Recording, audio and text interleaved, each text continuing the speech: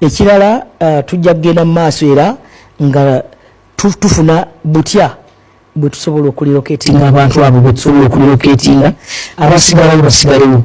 So omawulire gatulinawo bwe twogereranga ebyama bizuuse, minisita Robin Nabbanja oba prime minister Robin Nabbanja ne ofiisi ye bakumpanya oba badaivatinga obuwumbi 3 n'obukadde 6 bwa siringi za Uganda nga sente zino zaali ziri menti ku compensatinga abantu b'omu Kiteezi abaafa olwa kasasiro yayimbulukuka. Report efulumye okuva mu kakiiko akamanyiddwa nga PAC oba Public Accounts Committee akakulemberwa omukulu Muhammad Mwanga Kivumbi ne wankubadde ali mabega wa mitayimbwa. Akakiiko kakulembera kagenze maaso n'okukola omulimu ne bakizuula sente government ze yawa oba ze yali yasala obuwumbi 3 n'obukadde 6 za siringi za Uganda ezaali ziri menti okubeera nga zicompensatinga abantu b'omu Kiteezi abaafiirwa ebintu byabwe ko n'abo abamu abaafa mujjukira nga tubawa amawulire ago era nga gavumenti yavaayo neetegeeza nti n'abaafa emirambo buli mulambo bagenda gubala famire yaabwe wa famire bannannyini mulambo ogwo babeere nga babaka akasente ke babawa. Kakati kigambibwa okusinziira ku lipooti eyafulumye mu kakiiko aka Public Accounts Committee ngenda kusomera n'abakatuddeko ababadde mu nsonga zino baakizudde nga minisita oba prime minister Saba Minister Robin Nabbanja ne ministry ye bakumpanya oba badaivatinga obuwumbi 3 n'obukadde 6 eza siringi za Uganda ne bazitwala mu byabwe. Kakati nga abantu baabalaga nti tugenda kuba compensatinga era baabalaga nti sente weziri ezigenda okubanga zibaweebwa. Mujjukira abantu nga bakaaba era nga balaajana nti ekyamazima sente tebazifunye. Abamu nga beekubira enduulu nga abantu tugezaako bagamba nti mujja kukiwulira n'abamu ku baayogerwako nti bayinza okuba nga baweebwa sente zino wabula ne bagambibwa okuba nti abamu baazikumpanya. Kakati kimaze okuba nga kitegeerekeka nti Robin Nabbanja ne ofiisi ye baakumpanyako obuwumbi 3 n'obukadde 6 eza siringi za Uganda ne baziteeka mu byabwe era nga bogenda okuwulira okusinziira ku lipooti. Wuliriza. Jukira lipooti ez'enjawulo zaafulumanga nga zikulaga nti okuyimbuluka kwa kasasiro kuno omusango nno gwateekebwako ne mu kkooti nga buvunaanyizibwa bwa gavumenti era nga yali supposed okuliyirira abantu bano. Lord Mayor mu biseera ebyo Ssaalongo Erias Lukwago yavaayo n'ategeeza nti yali yalabula nadda ku kasasiro ono okubeera nti essaawa yonna ekintu kino kyandiyimbulukuka. Kyokka okusinziira ku bantu abaaliwo abaalabako n'amaaso gaabwe bangi baategeeza ekyamazima kasasiro nga tannayimbulukuka baasooka ne bawulira okutulika nga kiraga nti mu kasasiro muno mwandibanga mwalimu ebintu ebyali bikolebwamu. Bangi baayogeranga nti baalabanga Abachina nga bayingirayo. Kino nno nga kigambibwa byandibanga bye byavaako obuzibu era bwandibanga bwali bulagajjavu obwa gavumenti wabula abantu bangi bambi baalabwako nga bali mu maziga olw'abantu baabwe okufa. Gavumenti oluvannyuma eryoka eveeyo egambe nti sente weeziri zibagenda okuteekamu babeere nga babaliyirira. Singa mwalabye ku maama nga bamuggyeeyo yabadde talina sikiini yenanga yayidde takyalina wadde eddiba. Maama wange yabadde mulwadde nga yeebase nga famira ddagala ne muleka mu nju. Kakati abantu ng'abo bangi baali balina okuba nga baliyirirwa era balina ssente ze baali supposed okubeera nga bafuna nga bwe twakuwa era nga bwe wabiwulira bw'obanga obadde ogoberera sitole eyo ey'abantu b'omu Kiteezi. Kakati we twogerera ky'olina okumanya nti minisita Robin Nabbanja ne ministry ye amawulire gafulumye okusinziira ku lipooti eyafulumye mu kakiiko ka PAC oba Public Accounts Committee nga obuwumbi 3 n'obukadde 6 sente bazidaivatinga ne bazikwata ne baziteeka mu byabwe ebitaategeerekeka nga bwe njagala owulire era nga bwe ngenda okunnyonnyola nga bwe nkuleetedde ku mukuto gwa Red Zone TV. Bw'oba tonaba subscribing kikole tubeere nga tutambula ngenda kunnyonnyola sitole yonna nga bw'etambudde okusinziira ku lipooti ez'enjawulo. Njagala tugitemeeteme nnyingo ku nnyingo, njagala buli kamu okategeere. Jjukira ministry eno oba OPM Office of the Prime Minister si gwe mulundi ogusoose. Emirundi mingi nnyo tuzze nga tukusomera no lipooti ku lipooti tuzze tukuwa mawulire ku mawulire nga ministry ya Robin Nabbanja balina ssente z'omuwi w'omusolo nnyingi nnyo ze babadde nga beddiza. Jjukira ministry eno y'emu ye yalimu emivuyo gy'amabaati. Mujjukira obudde bwe twamala nga tukusomera ensonga z'amabaati nga minisita Robin Nabbanja era yali omu ku abo abaali beddiza amabaati agaali gagenda okuyamba abantu b'e Kalamojja n'ezimu ku ssente oba obuyambi obulala obwali buli menti okutwalibwa mu Bakalamojja bubeere nga bubayambako mu mbeera gye baalimu. Mu buyambi obwo mwalimu amabaati, mwalimu emmere, mwalimu ssente, mwalimu engoye n'ebintu ebirala ebikalu. Minisitule ono oba Saba Minisita ono ofiisi y'ebintu bino mwe byayitiranga.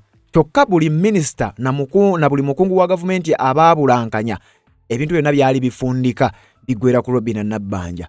Kakati ye mukazi y'omu office gyakulembera oba ministry gyakulembera era yerimu emigozi obano gino ejja ssente zaali zigenda okubeera nga ziyamba abantu b'omu Kiteezi. Kakati golooza kiki ekiyinza okuba nga kikolebwa ku ministry eya Robinah Nabbanja, office of the prime minister. Era ministry ezisinga obungi nga wooli abamuyita saaba minister, ministries nyingi nnyo zigambibwa okuba nti authorization ku kintu kyonna kibagenda okukola ebisinga prime minister alina okuba nga akoonyeemu stamp. Ate n'ekirala teweerabira ono yabeera lead of government business mu parliament y'eggwanga erya Uganda. Kitegeeza buli ekikolebwa mu parliament prime minister akayiseemu ako, buli ekikolebwa mu parliament y'eggwanga erya Uganda prime minister w'eggwanga erya Uganda aba akimanyiiko naddala ku side eri. Kakati we twogerera ministry ye oba office ye amawulire gafuluminga bwengenda okunnyonnyola obuwumbi 3 n'obukadde 600 eza siringi za Uganda bazidivertinga ne bazizza mu byabwe nga bwe njagala owulire. Kankunnyonnyole buli kimu katuve wano. Ngazo obufumbo olina omwami naye ng'akutawaanya, olina omukyala ng'akutawaanya, bajja ne bakwagalako ne bagenda. Gwe alina ebizibu mu byenfuna nga ssente zikuyita mu ngalo, w'oteeka ssente zifa bufi b'owola tebazza. Gwe aloota ng'ogwa mu nnyanja, gwe alumizibwa omutwe nga guganye okuwona, naawe aloota ng'ebintu bikozesa ensonga z'obufumbo. Nina ekifo ku mugga awali amayinja wennyambululirako ebisiraani, ekikwa, ekifiiriza, omudibo obutaganja obutaweebwa. Nzijanjaba abantu ab'enzikiriza zonna, nsiŋŋaanibwa njeru ku lw'ejjinja. Gwanjagala kuba ku namba yange eyo, naawe ali ewala ennyo yita ku WhatsApp. Red Zone TV kwoli webale kubanga okyagoberera yonna gy'osinzira okubanga gy'otulabira naddala gw'atambula naffe ebbanga lyonna. Kakati amawulire gano genkuleetedde oyinza okuba wagawuliddeko naye nze njagadde nzije nkutemere nnyingo ku nnyingo otegeere omukyala Robinah Nabbanja n'ensonga engeri gye zitabuseemu abakulu mu gavumenti gy'akolera ebintu si birungi oluvannyuma lw'okubeera nti kaakati ssaawa yakunnyonnyola bannayuganda naddala aba victims ab'omu Kiteezi. Jjukira abantu bano bali supposed okufuna ssente ezo. Munjukira story gye twabawa nti abantu b'omu Kiteezi buli muntu yali supposed okufuna $5 million aba baali bafiiriddwa abantu. Then abaali basigaddewo nga nabo balina omutemwa gwa ssente ogwali gulina okuba nga gubaweebwa. Kakati mukadde kano kigambibwa nti ssente zino ziri diverted era office of the prime minister ekulembera Robinah Nabbanja ssente ezo bazikutte oba bazikwata ne bazidivertinga ne bazizza mu byabwe. Ebirala ebiri contrary oba ebitafaanaganirako ddala n'ekyo ekyali kiteekeddwa okuba nga kikolebwa. Ssente ze kyali kiteekeddwa ssente zaali ziteekeddwa kuyamba bantu bano ab'omu Kiteezi. Kakati bano badivertinga ssente ne baziteeka mu byabwe era nga bwe njagala owulire mu kiwandiiko kye ngenda okukusomera. Waliwo wano report ekakasa bino nti Robinah Nabbanja ne banne bakwata ssente y'omuwi w'omusolo eyali eweereddwayo gavumenti okulaba ng'eyamba abantu bano ne bagikwata ne bagezza. Nga sinnakusomera kiwandiiko kansooke nkuwa akatambi kano akaafulumidde ku mukutu gw'amawulire ogwa NTV era nga bw'omanyi NTV bweta disappointinga. Wuliriza ekiri mu lipooti eno then nze nzije ngikusomere mu bulambalamba. In August 2024, over 35 people died after Kiteezi landfill collapsed following heavy rain. Dozens of houses were buried. The tragedy also left over 1,000 people counting losses and over 5,000 displaced. The Prime Minister, Robinah Nabbanja, coordinated rescue, relief, rehabilitation and recovery efforts. Over 3.4 billion shillings was secured to compensate the affected individuals. However, MPs on the Public Accounts Committee were shocked to discover that some of the money did not reach the intended people. You know what happened in Kiteezi? People died. People have been complaining about the compensation. Most of us here have victims, if not being victims. Now, why did you divert money that was meant for the people of Kiteezi? And where did you take this 1.6 billion? Which part of the country was that? The committee was reliably informed that the funds were diverted to the people in Elgon region who were affected by floods months after the Kiteezi incident. When we made our submission, we said we wanted money. We had a breakdown. If you went to Annex 2, there's a breakdown. And part of the money we submitted was for food, for relief items. So we requested for that money, and relief items, especially food, was 1.8 billion. Now, by the time we got this money, the camp had been decommissioned, Kiteezi. So there were no people to give food. But we had people in the Elgon sub-region who needed food. So we wrote, and we wrote to Minister of Finance to say, so how can that be categorized as diversion? You said this money was released 3 months after. Yes, madam. Then, does planning for disaster make any sense? You see? Does emergency make any sense? Because you make an application. Everyone was aware of Chitezi's case. Because if we wrote to PS, we would think PS would give permission for the Prime Minister's office to do their part as PS waits for release of what? Release of funds. Every one of us was in the knowledge of what happened in Chitezi. At least you had the list of the people who were affected. And I want to believe, once a disaster has occurred, somebody's economic level is brought down to the ground. And they would still benefit if you looked for them. Because that money, if it was meant for them, they are the beneficiaries intended. Why did you fail to look for those intended beneficiaries? And were the local leaders informed about the availability of that money or that plan? Committee members expressed dissatisfaction in how officers responsible for responding to disaster mishandle government funds. To convince any Ugandan that cabinet, 3 months cabinet cannot sit to resolve an emergency where people died. How many people died in Chitezi? Many of them. We cannot believe, PS, that we can take this direction. You tell her that we have bitterly sent our displeasure in the way this thing was handled. We appreciate her for having moved to Kampala when the floods flooded Kampala. But she didn't handle well the matter of Chitezi.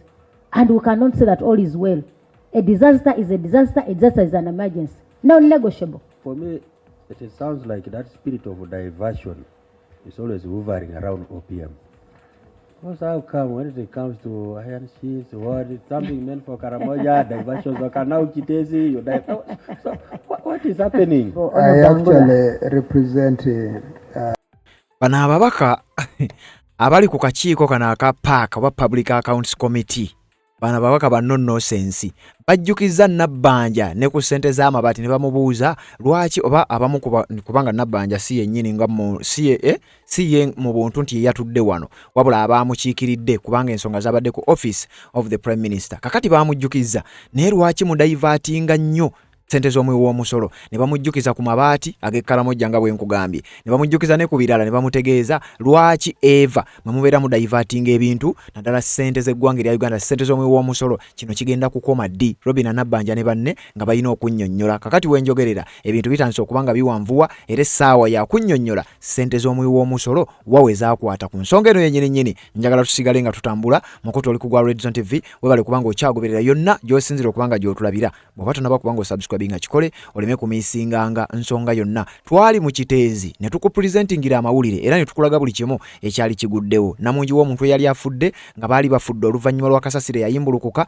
naye nga kigambibwa wandibanga waliwo ebyali bitagatta kubanga abaalabako n'agaabwe bye baalinga bannyonnyola nga birumika ti ebintu bino ekyamazima byali byetaaga okunnyonnyola okw'ekika ekya waggulu bino bitambula bitakakati wuliriza. Oluvannyuma lwa bino okubaawo Nabbanja yagendayo.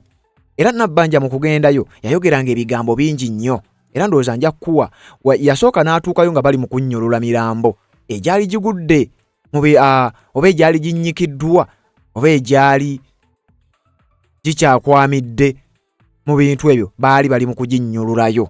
Era Nabbanja bwe yatuuka mu Chitezi eno n'alaga ennyiike era n'alaga nti mwennyamivu nnyo kwekyo ekyali kituuse ku bantu mu bitundu eby'Ekitezi.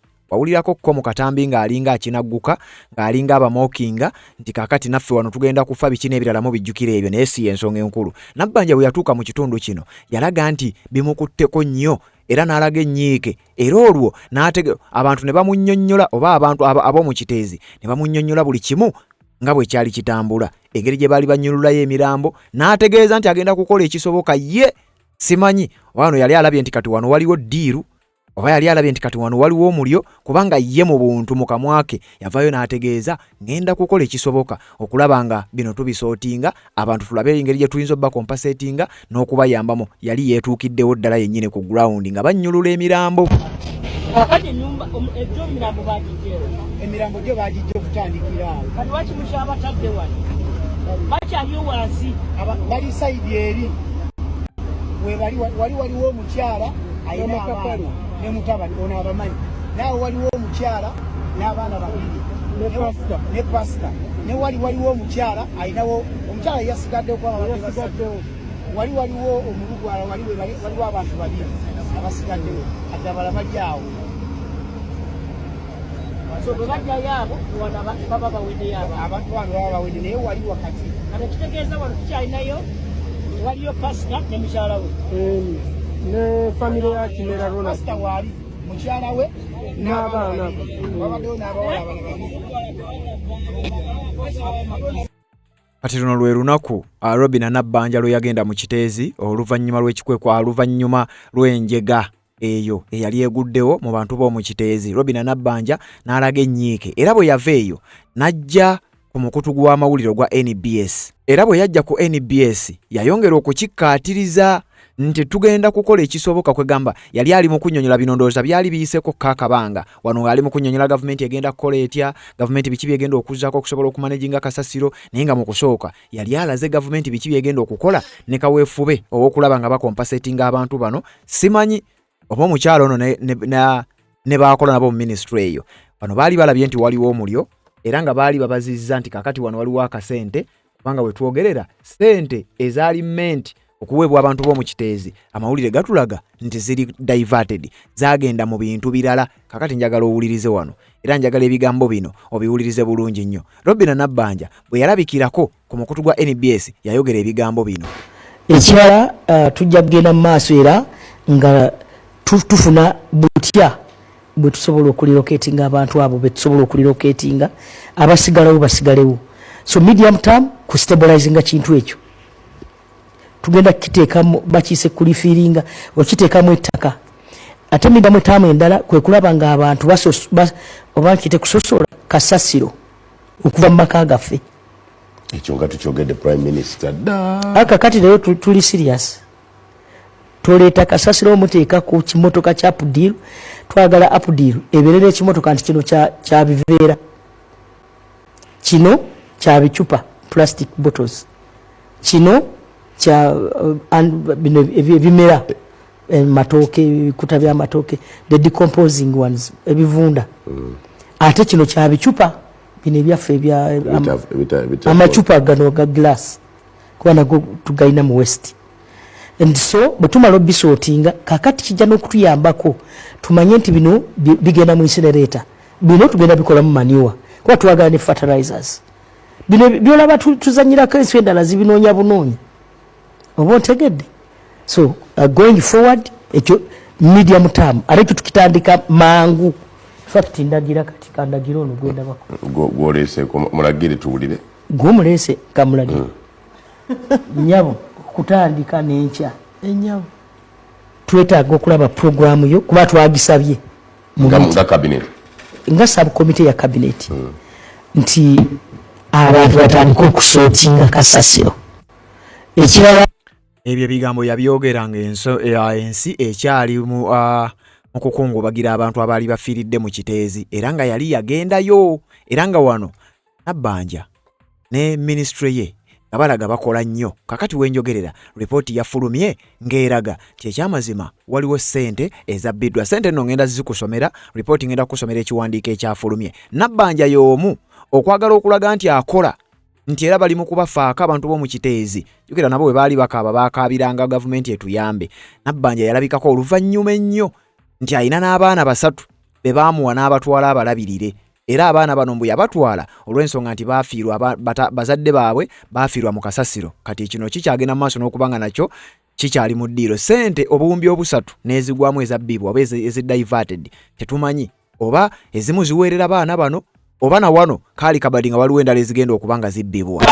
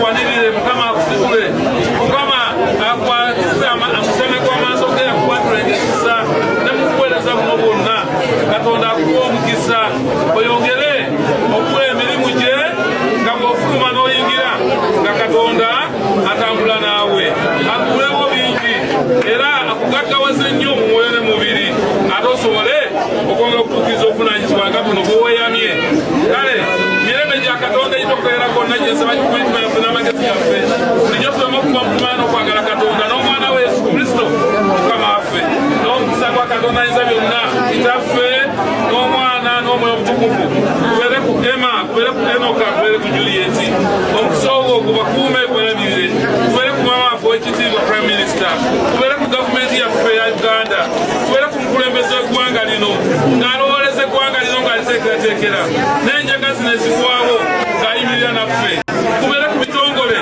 ebiweereddwayo okukola omulimu guno okuyita mu gavumenti okuyita mu ofiisi ya prime minister era n'ebitongole nga byonna omukisa ogwo nga gubabeera okukola obulungi n'okukkaanya omukisa ogwo gubeere ku mmwe abayita mu kiseera ekizibu nga musiriddwako abammwe gubeere kwabo abayise mu mbeera nga bwe tuwidde omukyalo oyo yazadde ng'azadde ne mu mbeera eteri nyangu kale katonda amukuume akume n'omwana kubeere kuumwe mwenda buli omu katonda amanyi bye mwayiseemu gubasitule kubanirire gubajje mu maanyi ne mu mbeera eno gubatuuse mu maanyi ate mubeere nga b'amazima mu byonna bye mukola kyokka tubaba ebirungi byonna katonda byagenda okutuwa katonda abalere abalabirire abeere ku uganda abeere ne mu kifo kino abeere ku mmwe mwenda kuffe ffenna omukisa ogwo guleme okutuvaako leero ne bulijjo emirembe n'emirembe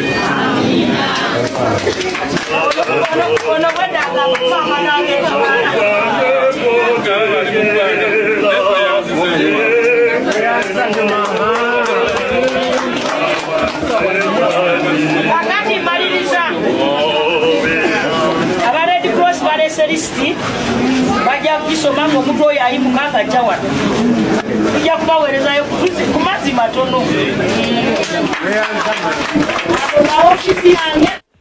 Kati Robin Nabbanja yali ayita mu ofisi ye era nga bw'owulidde tugenda kubawaayo amazzi matono era ago ga ofisi yange n'ebigambo ebirala nga bwe yabyogera wano ng'abantu b'omu Kiteezi baakamala okugwa mu njega eyatwaliramu abantu abawerera ddala. Kakati wuliriza wano wenjagala tutandikire.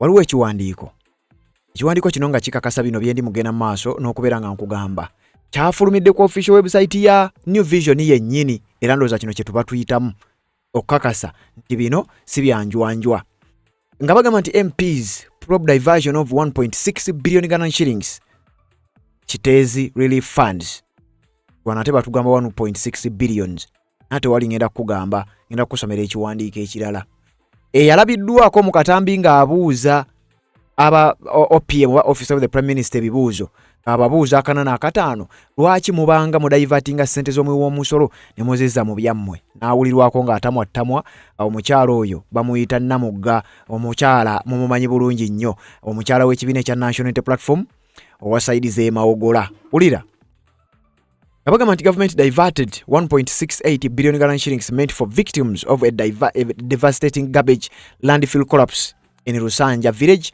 Kiteezi parish, Wakiso district. Lawmakers have had nti kyazuuliddwa era okusinziira ku kiwandiiko kya omukutu guno gwa gavumenti gwennyini Vision Group nti baakizudde nti gavumenti yaabwe yennyini baakumpanya kigambo diverted ndowooza kigambe tutya baakumpanya akawumbi kalamba n'obukadde 680 za siringizo za Uganda ez'omuwoomusolo ezaali ziri meant okubeera nga zigenda eri ba victims abaali bafiiriddwa abantu mu bitundu by'omu Kiteezi luvannyuma lw'akasasiro okuyimbulukuka. Era wano nga bagamba the revelation came to light on Friday, March 6, 2026.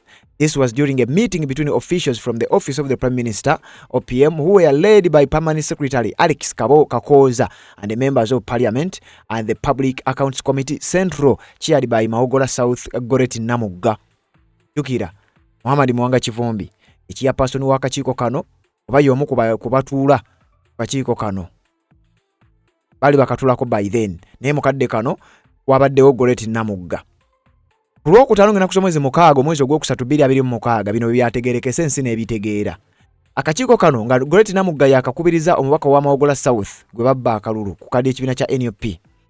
Yababuuzizza ababadde bakiikiridde Nabbanja babadde bakiikiridde OPM Office of the Prime Minister nga kuliko Alex Kakoza nga permanent secretary n'abamu ku members abalala. Namugga n'ababuuza ebibuuzo lwaki mu divertinga ssente awonensi we yategeeredde kyaddala ssente zino zabbibwa Robinah Nabbanja ne office ye nga bayina okunnyonnyola ku ssente zino eza divertingibwa. At the time, the two parties were dissenting. Auditor General Edward Akol's report on OPM for the year ended December 2025. Bino byagenze okujja n'owulira.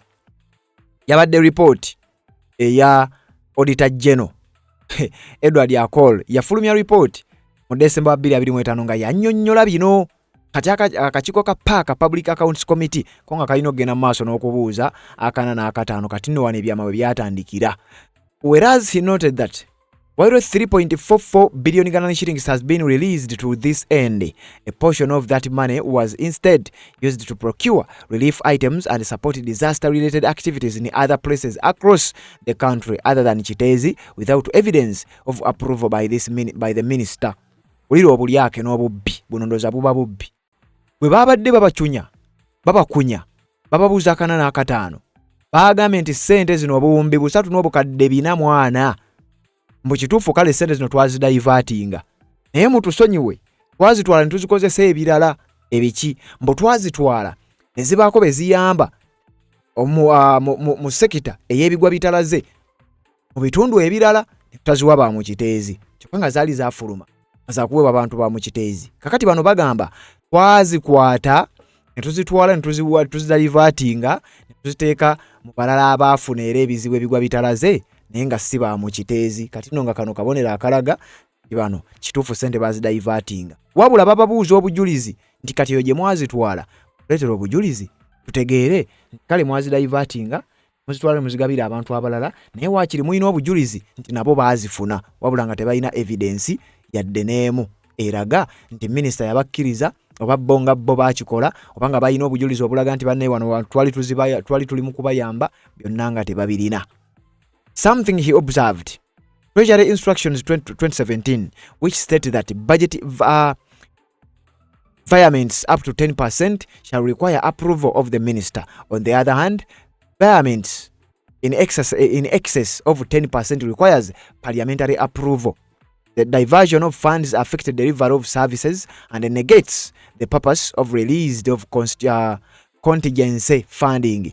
Waliwo amateeka Treasury Instructions aga 2017 gagamba nti sente bwe ziba zifulumye nga ziyina kye zigenda okukola ne bwe muba musazeewo ogenda maaso n'okukyusa nti abe mu Kiteezi leka tetuzibawa katuzitwalira ab'ebuduuda sente ezo minisita alina okubawa approval ate n'ekirala ne parliament erina okukikkiriza. Wabula bano bagamba mbu kyekyo kye baakola kyokka baabasabye obujulizi obulaga nti kye baakola nga nabo tebabulina ng'akabonero akalaga nti bandibanga n'okulimba balimba nga ssente baalyandye. On account of the above, lawmakers one after the other tasked OPM Office of the Prime Minister officials with what was termed a growing routine. Why did you divert that money that was meant for the people of Kiteezi? And where did you take the 1.688 billion Ghana shillings? Goret Namugga nga ababuuza bayene ensonga lwaki akalulu ke Mawogola baakamubba. Ababaka bangi naddala abali ku kakiiko kana aka PAC Public Accounts Committee baabuuzizza bano ebibuuzo akana n'akataano nga Namugga ye yasinze okubabuuza ababuuza ssente lwaki mwazidivertinga ne wabaawo omulala eyawuliddwako nga ye abuuza nti kakati we muba kale zino temwazidivertinze lwaki mwadivertinga amabaati n'obuyambi obulala lwaki mwagala nnyo okudivertinga lwaki ekigambo diversion kibanyumira baminisita be babuuza. Namugga ne banne ulira ebigambo bino. OPM's Permanent Secretary Alex Kakoza in response said that as accounting officers they have been requesting from some flexibility to allow them to use some level of discretion to handle situations as they arise. In any case, he added that the relief camp for the Kiteezi victims had been dismantled. Omanye ensonga gye baabawadde tebabadde banoonya engeri gye babakiriyalinga ogenda maaso ne bino bagiraba naye nga bakulaga Permanent Secretary ono mu kunnyonnyola kwe ng'alaga ekyamazima kino twakikola olw'ensonga ne tenti obwaguuga eyali yateekebwa ekiteezi okuyambako abantu b'omu kiteezi. Tenti eyo yaggibwawo. Singa mwalabye ku maama nga bamugyeeyo nga bamubuuza nti kakati tenti we bayaggibwayo kakati gwe kiva ku ki era obuyinza obujjawa okudivertinga ssente ezo nti olw'okuba tenti teriiyo, abantu bali mu maziga, abantu basuubira obuyambi, twabasuubiza obuyambi, kakati gwe bwogera ku makya n'ogamba nti tusente twazidivertinga olw'okubeera nti tenti yaggibwayo, kitegeeza gwe oba okoze kikyo. Kyokka ezimu ku response abakulu ze baddangamu. In this case, when we made our submission, in Annex 2, part of the money we submitted was for food relief items. So we requested for that money and relief items, especially food, was 1.80 billion Ghana shillings. By the time we got this money, the camp had been decommissioned. There was no people to give food, but we had people in the Elgon sub-region who needed food, and we wrote to the Minister of Finance. Kakoza explained. Ono permanent secretary mu office of the Prime Minister Robinah Nabbanja yavaayo n'abaddamu ababaka bano abaadde bamubuuza akana n'akataano nti bannange sente kituufu twazidivertinga, twazijja gye zaali zirina okugenda ne tuzitwala mu birala ebitali bibbyo, naye twagenda okukikola mbu nga tenti eyali eteekeddwa mu kiteezi, kubanga sente zino mbu zaali ziri mmenti kugula mmere. Ulira abantu bano abaali mu tenti, wabula sente ezo we baazituweera kyamazima nga abantu abaali mu tenti baavaawo kubanga ne tenti yali ya dissolvingibwa, tenti yali yavaawo nga n'abantu abagirimu baavaawo. Kakati nga tulina be tugenda kuwa sente ne tuzikwata ne tuzitwala bitundu by'e Buduuda eyo mu Erigoni. How can that be categorized as a diversion? N'ababuuza kakati ekyo kitwalabwa kitya? Sente twazidivertinga, mwagala kutulabisa bulabisa titwadivertinga sente. Kakati ate bwe tuba twazikwata sente ne tuzitwalira abantu b'e Buduuda nga tulaba mukadde ako basinga okubeera obubi ku bantu b'omu kiteezi, kubanga bo atenti yali ejjiddwawo nga n'abantu bavuddeyo. Kakati bannange sente ezo tuba twazidivertinga tutya? We want you to educate us on the definition of a disaster and responding to the disaster. I know you have framework contractors with the providers of these services. In your comments to the auditor, you say this money was released 3 months later. Does planning for disaster make any sense? Namuganga ababuuza nti kakati leka tugambe kumanya mwali babbi bantu mmwe, mutunnyonnyole okupreparingira oba okwetegekera ebibamba kitegeeza ki, ne sente ze zifuluma ez'ebigwa bitalaze zitegeeza ki? Omuntu gamba nti sente zaafuluma nga wayise emyezi 3 ng'ekibambulira kimaze okugwawo, sente zaali za kutaasa bigwa bitalaze oba bwe ziba nga kyali kyako ekigendera kyali kyakutaasa bigwa bitalaze, lwaki kyatwala emyezi 3 gyonna okubeera nga sente zo zifulumizibwa era nga munoonya we muzibbira? Jukira office of the Prime Minister era ye yali emabiga w'okufulumya sente ezo. We send our displeasure to Right Honorable Robinah Nabbanja. As servants of the people, we are unhappy with the way the subject of Chitezi was handled. We must prioritize concerns of the people. Namugga atabukira Nabbanja akimugamba nti twagala okusinzira wano tumutegeeze nti ffe ng'abakozi b'abantu twagala okumulaga nti abantu si basanyufu, naffe abakozi baabwe tetuli basanyufu okulaba nga sente oba engeri y'omu kiteezi oba ensonga y'omu kiteezi bwetyo bwe yakwatibwa, si bwe yalina okukwatibwa, si gye emirimu bwetyo bwe yalina okugikola. Tetuli basanyufu n'enkola yeffe ng'abaweereza b'abantu, oba ye akolera mukama we nga takolera bantu. Twagala okimutegeeza nti abantu si basanyufu n'engeri gye yakwatamu bino kubanga si y'engeri eyeetaagisa. Kakati Nabbanja ateekwa okunnyonnyola bannayuganda sente zino zaalagawa era nga Namugga bw'atyo bw'agenda maaso n'okubanga amutabukira era nga wano tukyagenda maaso n'obbikutuusaako. As of March 2026, investigations are active into the alleged diversion of approximately 3.5 billion Ghana shillings intended for Chitezi landfill collapse victims. Abantu nga bagenda maaso n'okubanga si basanyufu n'engeri sente zino gye zagenda maaso n'okubanga zidivertingibwa.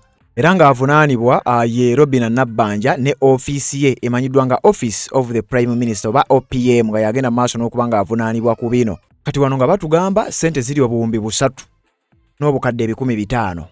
Mu katambi twawulidde obuwumbi 3. No, wano batugamba obuwumbi 3 n'obukadde 15,000, wali batugamba obuwumbi 3 n'obukadde 600, naye nga kyonna kiri nti sente zadivertingibwa. Ekitongole kya Kampala Capital City Authority oba KCCA kyekyaLirizinga ssente zino era nga kigamba nti 75 out of 96 registered victims were ready for payment. Kati wuliriza. Mu kiwandiiko wano bagamba nga ssente zino tezinaba kubanga zibulankanyizibwa.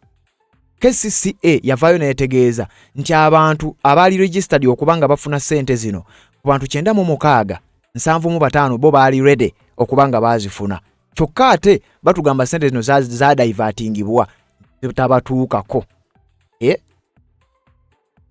Many victims have condemned the process, citing inadequate payments, some receiving as low as 15 to 30 million Ghana shillings, as a lack of transparency in the valuation of their lost properties and family members. Nti waliwo abamu abatalina basanyufu era nga nabo baalipotinga nga bagamba nti ekyamazima ssente ezaali zirina okutuweebwa n'ezo ezaatuweebwa si ze ezaali zigwanidde era nga si bamativu n'ekyo ekyagenda maaso n'okubanga kikolebwa si bamativu n'engeri gye baaditaminingamu ky'omuntu alina kufuna ssente mmeka ow'ekizimbe eggaggadde baamuwanga ssente nga zifaanagana ate n'obusente obuweebwa omuntu eyafiirwa bufiirwa omuntu oba eyafiirwa kwegamba nga ennyumba ennene n'entono baaziditamininga kyenkanyi buli omu ssente ne babasaavinga bwe batyo era abantu bano nga si basanyufu. Following an earlier Inspectorate of Government IGG report, several top KCCA officials were dismissed in September 2024 for criminal negligence related to disaster. Era bino bye bimu ku ebyo ebyali biviiriddeko n'abantu jjukira mukadde ako abaali bakulira olukiiko lwa KCCA abamu baali bagobeddwa. Okitegeera bulungi nnyo. Kakati we twogerera ebintu bwe bitwe bitambula embeera ekyagenda maaso n'okubanga etambula bwetyo. Ababaka ku lukiiko lwa Public Accounts Committee nga batadde ku nninga Robinah Nabbanja abeere nga annyonnyola ssente ezaali zigenda mu bantu b'omu kiteezi, ssente zabbibwa, ekintu ekikyagenda maaso n'okubanga kirumya bannayuganda omutwe ku ssente zino wa gye zagenda maaso n'okubanga zitwalibwa. Kyokka nga bambi abantu bano bakyali mu maziga, abantu bano bali mu maziga, bali mu kukaaba ne weetwogere olunaku olwalero nga bangi bakyebuuza kiki ekigenda okubanga kiddako. Bangi obulamu bwabwe tebutereeranga paka nakati yasirwa ssendwa mbeera eyo eyagwa mu kiteezi. Singa mwalabye ku maama nga bamugyeeyo yabadde talina sikiini yenanga yayidde takyalina wadde eddiba. Maama wange yabadde mulwadde nga yeebase nga famira ddagala nemuleka mu nju ngende nkole. Maama wange nagenza okudda nga n'akasolya siraba, na muganda wange bombi nabalese munda. Nagenza okudda nga n'akasolya siraba. Maama wange nakomye mulaba nga bamuteeka mu keesi nga bamuziika. Maama wange nga mbadde mwagala nnyo nze simanyi ngenda kumira. Tetusobola kuguma kubanga we twamutunuddeko teri kuguma ng'olabye ku maama wange nakoma kwogerako naye luli eri. Ne maama wange nakoma kwogerako naye luli eri. Nagenza okuddamu esembo balaba nga bali mu ddiiro.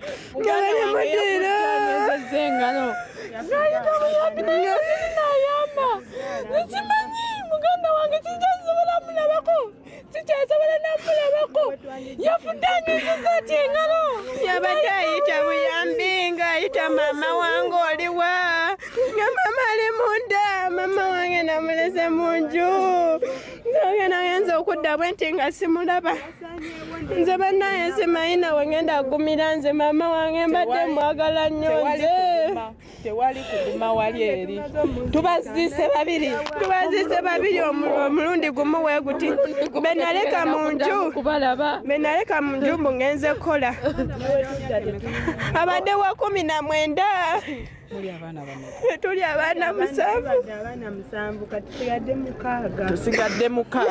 Tubadde n'abalenzi 2 kati tusigaze omulenzi omu bw'ati. Tusigazza kamuwe kati kekatugumya naye nako kamaze ne katendewalirwa ng'ate ffe tulina okugumyako. Okitegeera ninaku ku mutima era ffe bulaba. Muganda wange nze simanyi we ngenda gumira munange gwe mbadde nzirako bwe nti eyali tanendikwata. Owawakwata muganda wange namulese bagombe nga bamuziise. Sandra munange omulundi gumu tetugenda kudda kubalaba. Era twabaziise jjo ne batugamba ne batugamba tujje no mu Kiteezi mu tenti mwe tugenda otandika okubeera kati eyo y'ennyumba mwe tugenda okutandika okubeera tetuyina wadde tetusigazza mama yabadde buli kimu kyangenze mama yabadde buli kimu tuvudde wala ne mama twasengeyo nga kibira era buli muntu asenzeeyo nga tuli buli omu atusanzeeyo nga gyetuli nga kikyali kibira ebisolo ne byagala otulya nga tuli mu kayumba kattaka natubonabona ne mama waffe ne tutambuza ovakedo ku mitwe natutambuza ennyaanya wa mutwe kuba yeetikka yali omulimu gwe gwali gwakutikka kedo ku mutwe nga gwe mulimu era gwe gwava mu sente ezazimba ennyumba mwafiiridde mama wange ennyumba yennyini gye yeezimbira bwati yeemusse mama wange ennyumba gye yeezimbira bwati yeemusse era yali yatugamba baana bange muwulira musooke muba obulungi mulyoke mumpe tetusobodde namuwa wetukulidde okuyamba mama waffe ate ensonga z'obufumbo olina omwami naye ng'akutawaanya olina omukyala ng'akutawaanya bajja ne bakwagalako ne bagenda gwe alina ebizibu mu byenfuna nga sente zikuyita mu ngalo wooteeka sente zifa bufi b'owola tebazza gwe aloota ng'ogwa mu nnyanja gwe alumizibwa omutwe nga guganye okuwona naawe aloota ng'ebintu bikozesa ensonga z'obufumbo nina ekifo ku mugga awali amayinja wennyambululirako ebisiraani ekikwa ekifiiriza omudibo obutaganja obutaweebwa nzijanjaba abantu ab'enzikiriza zonna nsiŋŋaanibwa njeru ku lw'ejjinja gwanjagala kuba ku nnamba yange eyo